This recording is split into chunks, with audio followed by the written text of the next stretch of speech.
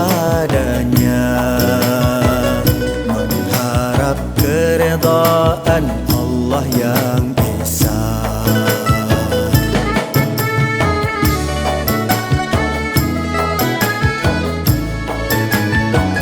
Laksanakanlah amalan yang mulia, duduk bersimpuh memohon ampun pada kedua orang tua tersayang. Pohonkan doa rahmat untuknya.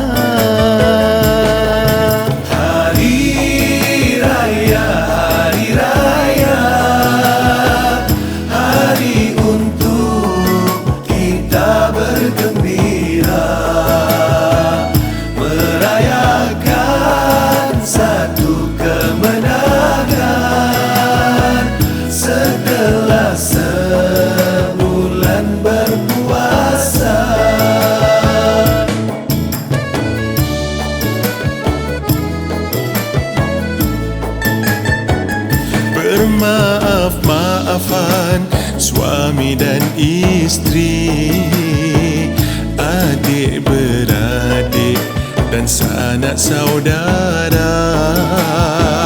Moga dipayung rahmat ilahi seluruh keluarga, jiran sekampung. Hidupkan rasa hamba di hati, suburkan rasa ketaatan padanya.